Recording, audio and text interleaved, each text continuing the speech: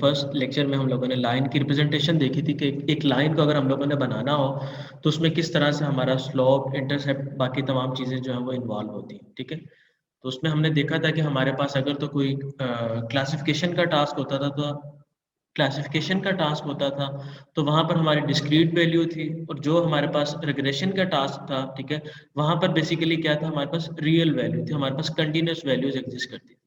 जैसे हाउस की एग्जांपल ली थी कि अगर आपके पास इस तरह से हमारे पास साइज और प्राइस गिवन हो, ठीक है, और ये हमारे पास कुछ वेरिएबल्स थे, यूनिवेरिएट था, हम कह रहे थे कि सिंगल वेरिएबल के ऊपर काम कर रहे थे।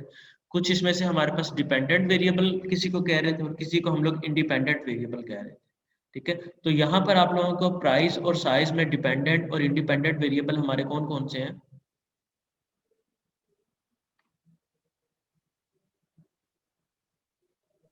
सर साइज इंडिपेंडेंट है और प्राइस डिपेंडेंट है।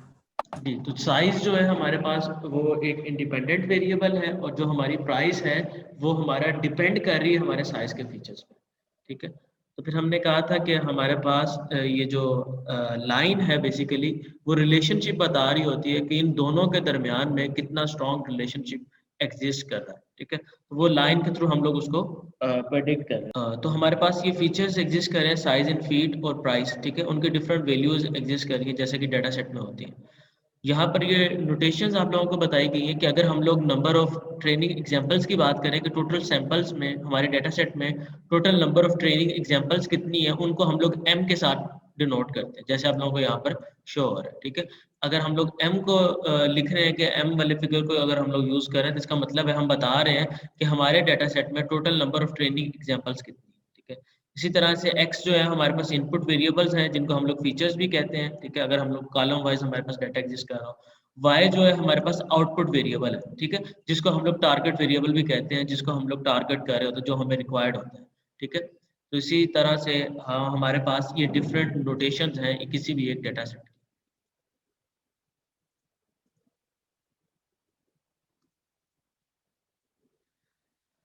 फॉर एग्जांपल हमारा कोई भी जो लर्निंग एल्गोरिदम होता है वो बेसिकली किस तरह से लर्निंग करता है, हम लोग कोई एक ट्रेनिंग डेटा सेट देते हैं उसे, उस ट्रेनिंग डेटा सेट पे हमारा जो मॉडल होता है वो हमारा मॉडल जो वो लर्न कर रहा होता है अपना, ठीक है, वो जो लर्न करता है ना वो किसी हाइपोथेसिस की बेसिस पे लर्न कर रहा होता है। वो हमें बता रहा होता है कि लेट अज्यूम आपके पास ये वाला आपने इनपुट दी थी, ठीक है, उस इनपुट पे वो कुछ अपनी अजम्पशन सेट कर लेता है, ठीक है, और अजम्पशन सेट करने के बाद फिर एट द एंड हमारी जो प्राइस है, डिफरेंट अदर चीजें हैं वो हमें प्रेडिक्ट करके बता रहा होता है कि किस तरह से इसकी प्रेडिक्शन है। तो हमारे पास साइज ऑफ हाउस हमारे पास इनपुट वेरिएबल था, ठीक है, हमारे लर्निंग एल्गोरिदम ने उसके ऊपर हाइपोथेसिस बनाया और एट द एंड हमें वो प्राइस एस्टिमेट करके बता रहा था जो हमारी टारगेट वैल्यू थी, जो हमें रिक्वायर्ड थी, ठीक है।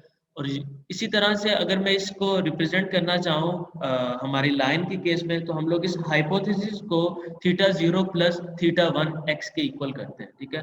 वो हाइपोथेसिस क्या है बेसिकली, वो हाइपोथेसिस मेरी ये एक लाइन है जो मेरे मॉडल ने अपनी लर्निंग के लिहाज से बनाई है, ठीक है। वो लाइन किसी भी तरह की बना सकता है, ठीक है, वो हमारे वाई पे किसी डायमेंशन पे इंटरसेप्ट कर सकती है, वो हमारे एक्स को क्रॉस करके गुजर सकती है रीजन में से, जीरो रीजन में से, ठीक है, वो हमारी वर्टिकल हॉरिजॉन्टल किसी भी डायमेंशन में on the basis of intercept and slope हमारे पास वो लाइन जो है वो बन सकती है, ठीक है। इस लाइन को हम लोग बेसिकली कह रहे हैं कि हमारे मॉडल ने जो लर्न किया उसकी बेस पे उसने एक हाइपोथेसिस दे दिया, ठीक है, जिसको मैं थीटा 0 प्लस थीटा 1 एक्स को पॉइंट कर रहा हूँ। और ये वही चीज है जो हम लोगों ने already y equal to M X plus C किया था। यहाँ पर जस्ट उनके नोटेशन चेंज किए हैं कि हम लोगों ने थीटा 0 और थीटा 1 के साथ हमारे m और जो हमारे पास कांस्टेंट वेरिएबल था हमने उसको चेंज कर दिया, ठीक है।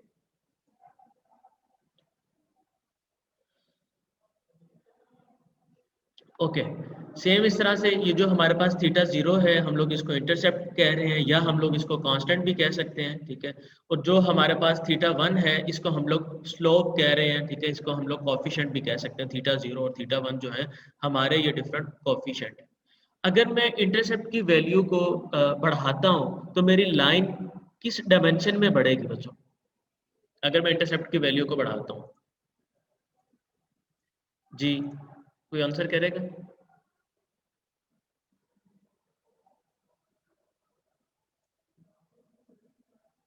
अगर मैं थीटा 0 की वैल्यू को बढ़ाता हूं तो उसका इम्पैक्ट क्या होगा मेरे एक्स वाई जो मेरे पास आपको एक मैंने डायमेंशंस गिवन है, इसमें क्या इम्पैक्ट पड़ेगा, मेरी लाइन किस तरह से मूव करेगी, उसकी डायरेक्शन चेंज होगी या इंटरसेप्ट चेंज होगा, क्या चेंज होगा?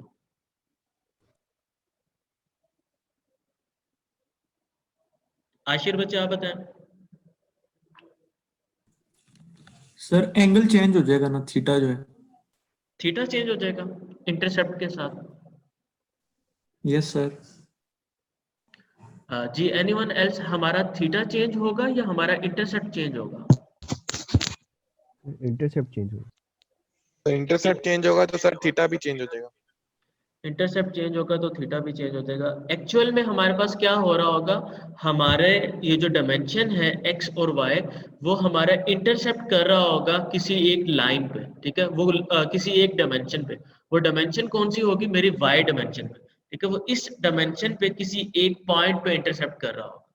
और अगर आपका जो एंगल चेंज होने की बात है, एंगल मेरा तब चेंज होगा जब मैं स्लोप की वैल्यू को चेंज कर रहा हूँ, ठीक है। जैसे हम लोगों ने लास्ट टाइम डिस्कस किया था कि अगर मैं स्लोप की वैल्यू को चेंज करता था, देन हमारा जो एंगल था वो चेंज होता था। जब हम लोगों ने इस तरह से कोई मैप किया था, ठीक है, एक लाइन हम लोगों ने इस तरह से मैप की थी, दूसरी लाइन मैंने यहाँ से मैप की थी।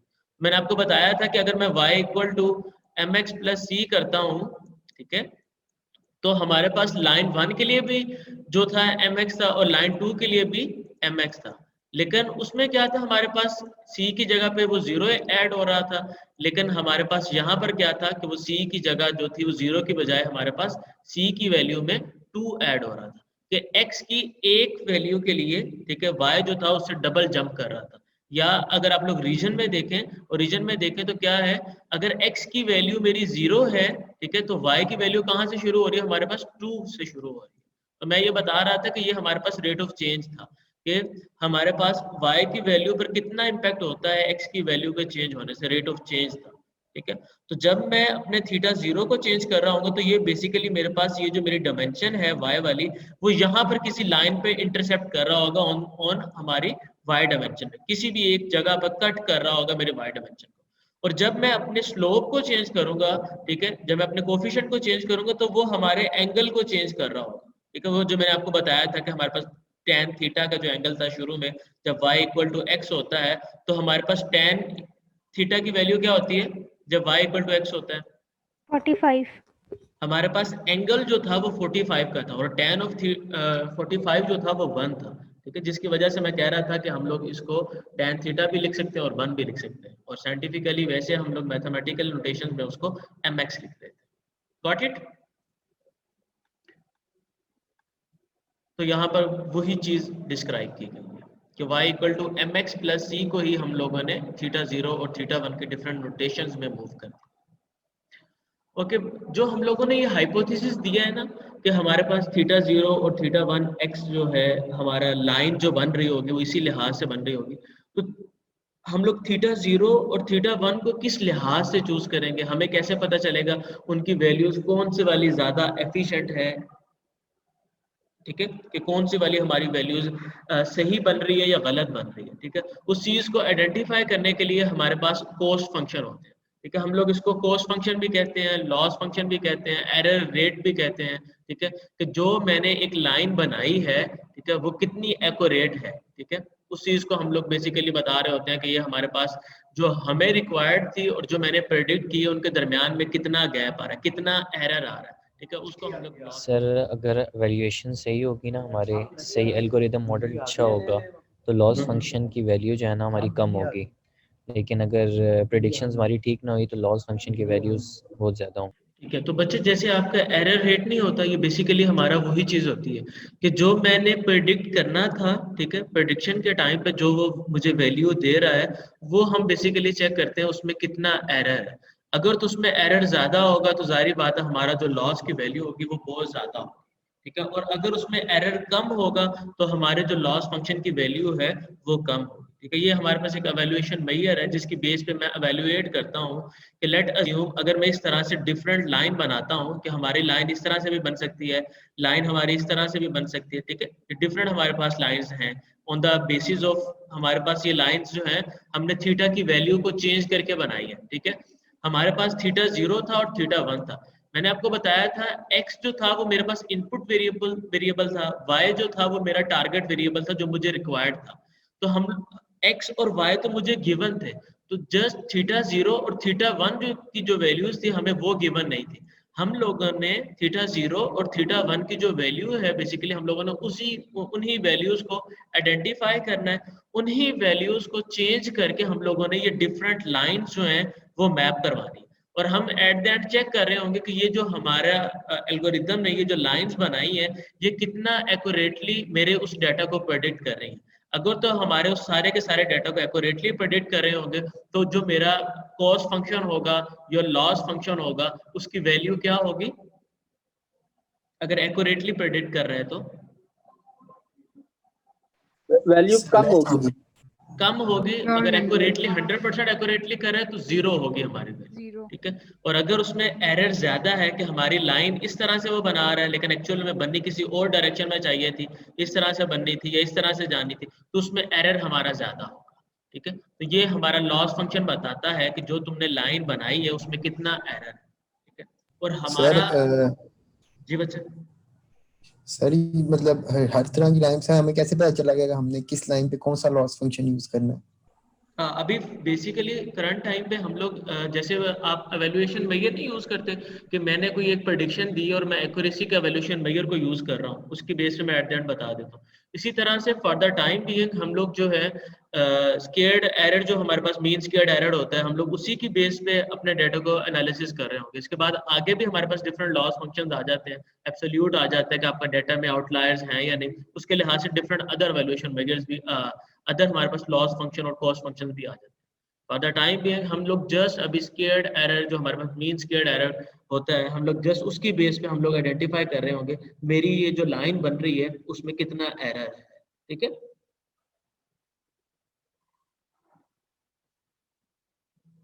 अब लेट्स सपोज हमारे पास जो थी ये एक लाइन आप लोगों ने डिक्लेयर की है, इस लाइन को हम लोगों ने ये देखना था कि इस लाइन में हमारे पास कितना एरर है, ठीक है। उस एरर को हम लोगों ने आइडेंटिफाई करने का जो हमारे पास फार्मूला है उसमें बेसिकली क्या कहते हैं हम लोग कि आप लोग हाइपोथेसिस को यूज करें, ठीक है। हाइपोथेसिस क्या है कि जो मैं बता रहा हूँ, जो मैं लाइन बना रहा हूँ, ठीक है, वो मेरा हाइपोथेसिस है, जो मेरे मॉडल ने लाइन बनाई है। और y ऑफ i क्या है बेसिकली जो हम लोगों को गिवन है, जो टारगेट है, ठीक है। कि लेट अज्यूम मैंने ये जो लाइन बनाई है और मेरी जो रिक्वायर्ड लाइन थी वो यहाँ पर थी, ठीक है। तो h थीटा जो है बेसिकली वो हमारा ये हमारी जो लाइन ब्लू वाली है उस लाइन को बता रहा है, और y ऑफ i वो है जो मुझे एक्चुअल में रिक्वायर्ड थी, ठीक है। तो अपर वाली लाइन मुझे वो रिक्वायर्ड थी, बिलो वाली लाइन जो थी वो मेरे मॉडल ने प्रेडिक्ट की है। तो हम क्या करेंगे उसमें से अब एरर आइडेंटिफाई करेंगे कि इन दोनों के दरमियान में जो मेरे मॉडल ने प्रेडिक्ट की है और जो एक्चुअल में रिक्वायर्ड थी उनके दरमियान में एरर कितना, ठीक है। हम लोग जस्ट उस एरर को आइडेंटिफाई करें। उस एरर को आइडेंटिफाई करने के लिए हम लोग ये मीन स्क्वेयर्ड एरर के फंक्शन को यूज करते हैं। उसका अगर हम लोग फार्मूला की बात करें तो H theta X of I minus Y of I उसका हम लोग स्क्वायर ले रहे हैं और एट द एंड हम लोग इसको मल्टीप्लाई करवा रहे हैं 1/2m के साथ। m जो है यहाँ पर हमारे पास टोटल नंबर ऑफ जो आपके डाटा सेट की एग्जांपल्स हैं हम लोग m उसको पॉइंट कर रहे हैं। और एच थीटा की अगर मैं बात करूं तो एच थीटा बेसिकली हमारा एक हाइपोथेसिस था, ठीक है। उस हाइपोथेसिस को हम लोग किस बेस पे ये बना रहे थे उसका फार्मूला ये हमारे पास गिवन था थीटा 0 प्लस थीटा 1x, जिसकी बेस पे हम लोग ये अपना हाइपोथेसिस दे रहे थे, ठीक है। थीटा 0 और थीटा 1 की बेस पे हमारी ये लाइन बन रही थी ना, तो जो उनकी जो वैल्यू होगी हम लोग उन्हीं वैल्यूज को यूज कर रहे होंगे और एट द एंड बता रहे होंगे हमारे इस चीज में कितना एरर है, क्या चीज है। नो सब साथ में जी। तो उसकी बेस पे हम लोग बता रहे होंगे हमारी ये जो लाइन बन रही है उसमें कितना एरर है। इस एरर को ये जो हम लोग कैलकुलेट कर रहे हैं इसको हम लोग कॉस्ट फंक्शन भी कहते हैं और इसको हम लोग रिप्रेजेंट इस नोटेशंस के साथ कर रहे हैं जे ब्रैकेट्स में थीटा 0 और थीटा 1।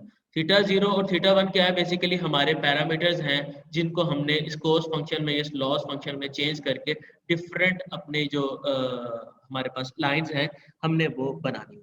हमारा इसमें ऑब्जेक्टिव क्या होगा, मेजर ऑब्जेक्टिव क्या होगा अगर हम अपना ये जो लॉस फंक्शन कैलकुलेट कर रहे हैं या जो कॉस्ट फंक्शन हम लोग कैलकुलेट कर रहे हैं इसमें हमारा मेजर गोल क्या होगा। एरर को क्या करेंगे हम, बढ़ा रहे होंगे या कम से कम की तरफ मूव कर रहे होंगे।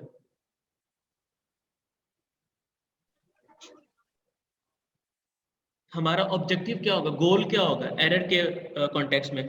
क्या हमें बहुत Error ज्यादा कम करना। एरर चाहिए? कम से कम एरर आए।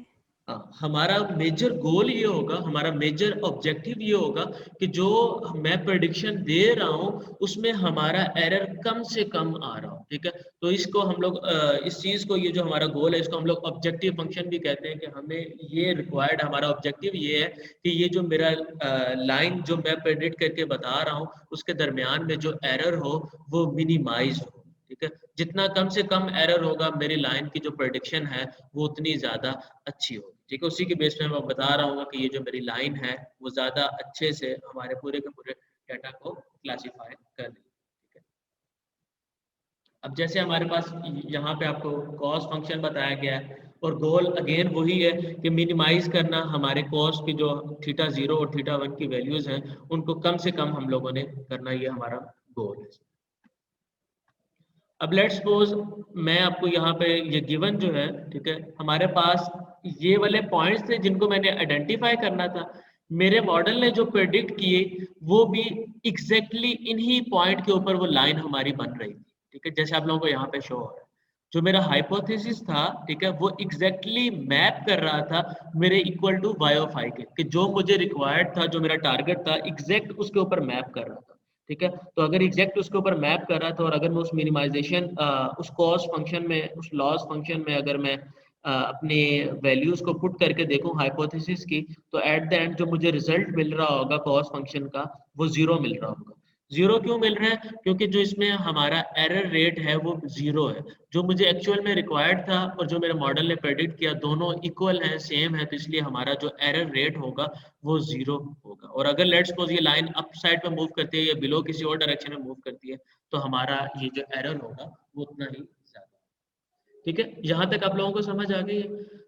हमारे पास ये जो आप लोगों को एच ऑफ थीटा शो हो रहा है, बेसिकली ये हमारे पास आपको बता रहा है कि जो हमारे पास हाइपोथेसिस था वो किस तरह से हमारी उसकी लाइन बन रही है, ये हमें लाइन बता रहा है। और ये जो आपको जे ऑफ थीटा शो हो रहा है ये बेसिकली हमारे पास एरर है कि हमारे पास जो कॉस्ट फंक्शन में हमने जो हाइपोथेसिस दिया था उस पर हमारी लाइन किस तरह से बन रही है, ठीक है। वो हमारे हाइपोथेसिस के लिहाज से हमें बताता है कि इसमें इतना एरर है, अब अपने ग्लोबल मिनिमम से, ठीक है, इतना दूर है।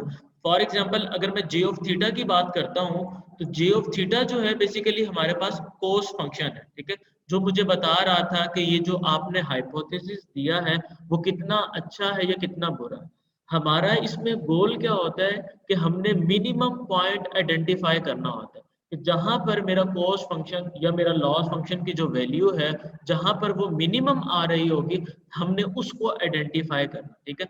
अगर आप लोग जे ऑफ थीटा वाला कन्वेक्स शेप को देखें तो मिनिमम वैल्यू किस पॉइंट पर आ रही है हमारी? θ1 की वैल्यू में क्या रखूं तो मुझे मिनिमम मिल रहा है? फिर θ1 इक्वल टू 1 होगा जी। अगर तो मैं θ1 की वैल्यू मैं 1 रखता हूं तो आप लोग देख रहे होंगे कि यहाँ पर मेरे पास ये मिनिमम वैल्यू मिल रही है, ठीक है। इस मिनिमम वैल्यू को हम लोग ग्लोबल मिनिमा कहते हैं, ठीक है। अगर मैं आपसे पूछूं कि अगर आपके पास डिफरेंट शेप्स गिवन हो, ठीक है, और उसमें ग्लोबल मिनिमा या मैक्सिमा कौन सा है, आप लोग देखते हैं उसमें से मिनिमम वैल्यू कौन सी है। जैसे अगर आप लोग फिगर ए में देखें तो आप लोग देख रहे होंगे यहाँ पर हमारे पास डिफरेंट पॉइंट्स हैं, ठीक है। कुछ हमारे लोकल मिनिमा है, कुछ हमारे ग्लोबल मिनिमा है। सेम इस तरह से कुछ हमारे लोकल मैक्सिमा है और कुछ हमारे ग्लोबल मैक्सिमा है। Sir local minima sir locally sir जो सबसे मिनिमम पॉइंट होता है वो होता है, और sir global minima sir entire graph में या डोमेन के अंदर जो सबसे कम होता है वो ग्लोबल मिनिमा होता है। हमारे पास जैसे आप लोगों को बच्चों फिगर ए में नजर आ रहा है, कुछ हमारे पास ये कर्व बनी हुई है। इन कर्व में आप लोग देखेंगे कि हमारे पास यहाँ पर भी लोकल मिनिमा आ रहा है, मिनिमम वैल्यू आ रही है, यहाँ पर भी लोकल मिनिमा आ रहा है और यहाँ पर भी लोकल मिनिमा आ रहा है, ठीक है। लेकिन इन सब में से अगर मैं देखूं कि सबसे ज्यादा मिनिमम वैल्यू कौन सी है, हमारे पास वो ये वाला पॉइंट है जहां पर सबसे ज्यादा मिनिमम वैल्यू है। तो इंटायर ग्राफ में, मेरे इस पूरे के पूरे ग्राफ में जो सबसे मिनिमम वैल्यू होगी वो मेरा ग्लोबल मिनिमा होगा, ठीक है। और बाकी जो मिनिमम वैल्यू तो है लेकिन सबसे कम मिनिमम वैल्यू नहीं है, वो मेरे पास लोकल मिनिमा होगा। मेरे एक ग्राफ में जब आप लोग इस तरह से लॉस फंक्शन का या डिफरेंट चीजों का बनाते हैं उसमें मेरे एक से ज्यादा लोकल मिनिमा तो एग्जिस्ट कर सकते हैं, लेकिन मेरा ग्लोबल मिनिमा पूरे के पूरे हमारे उसमें जस्ट एक होगा। ठीक है, कि हमारे पास ग्लोबल मिनिमा एक एग्जिस्ट करता होगा, लेकिन लोकल मिनिमा मिनिमम वैल्यूज जो हैं वो मल्टीपल एग्जिस्ट करते होंगे। और हमारा गोल क्या होगा इसमें, किस चीज को हम लोगों ने अचीव करना है इसमें? Minimum loss sir. हम ग्लोबल मिनिमम की तरफ जाना चाहेंगे, लोकल मिनिमम की तरफ? ग्लोबल ग्लोबल की तरफ। तो हमारा गोल ये होता है कि हम अपने पूरे इस फंक्शन में ग्लोबल मिनिमम की तरफ जाएं, हम उस पॉइंट को अचीव कर लें जहां पर मेरी ग्लोबल पूरे इस ग्राफ में जहां पर मिनिमम वैल्यू शो हो रही। सेम इस तरह से अगर मैं लोकल मैक्सिमा और ग्लोबल मैक्सिमा की बात करूं तो वो इसी का ऑपोजिट है। ठीक है, लोकल मिनिमा में हम लोग मिनिमम वैल्यू को देख रहे थे, और जो हमारे पास लोकल मैक्सिमा होगा इसमें हम लोग मैक्सिमम वैल्यू को देख रहे होंगे।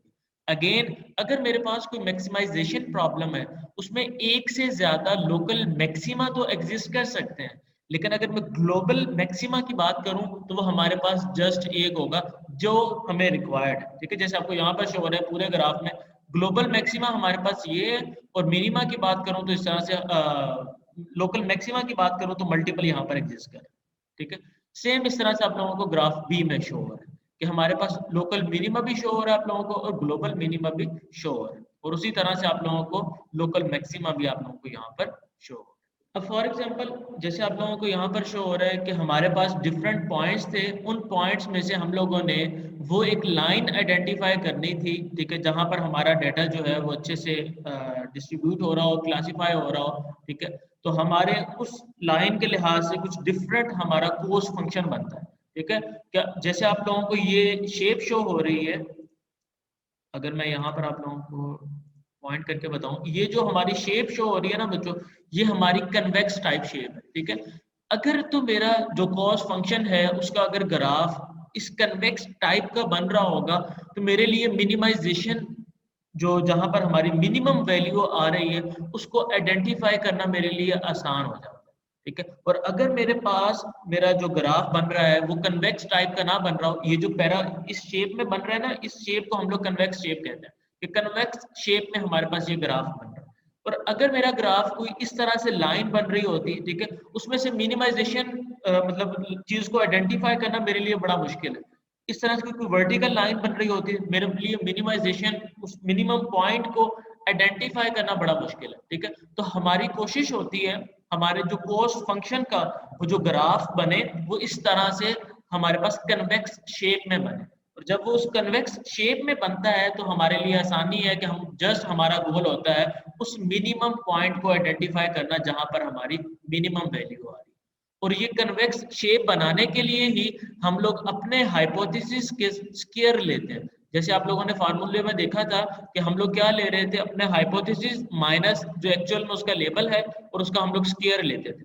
ये जो हम लोग स्क्वायर ले रहे थे ये बेसिकली हमें इसीलिए स्क्वायर ले रहे थे ताकि हमारा जो कन्वेक्स शेप का जो ग्राफ बने वो इस तरह से कन्वेक्स शेप का बने। ठीक है, एक बाउल शेप का बने, और उस बाउल का जो सेंट्रल पॉइंट होगा, अगर मेरे पास θ1 की वैल्यू ये वाली तमाम होती, θ2 की वैल्यूज ये वाली होती, ठीक है, और मैं यहाँ पर चेक करता मेरा कोस फंक्शन कहाँ पर आ रहा है। तो इस तरह से अगर आप लोग 3D में भी शो करवाया जाए तो जो सेंट्रल पॉइंट होगा जहां पर मेरी वैल्यू मिनिमम आएगी, ये जो डार्क ब्लू आपको शो हो रहा है, ठीक है, जहां पर मेरी मिनिमम वैल्यू आएगी, मेरा गोल होगा मैं उस पॉइंट को अचीव करूं।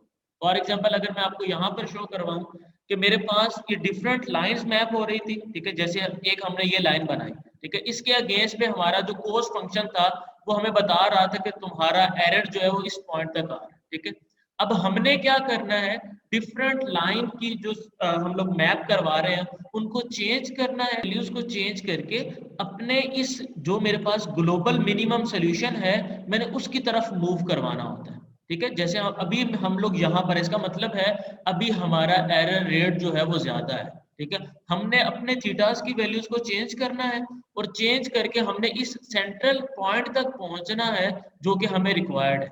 इस सेंट्रल पॉइंट पर हमने क्यों पहुंचना है, क्योंकि यहाँ पर जो वैल्यूज आ रही हैं वो सबसे मिनिमम वैल्यूज आ रही हैं। हम लोग थीटा की वैल्यू को चेंज करेंगे, मेरी जो लाइन है वो चेंज हो जाएगी। तो जब हम लोगों ने लाइन चेंज की, आप लोग देखेंगे कि मैं अपने जो मुझे डिजायर्ड मिनिमम पॉइंट था जो कि मेरे सेंटर में एग्जिस्ट कर रहा था, मैं उसके करीब पहुंच गया।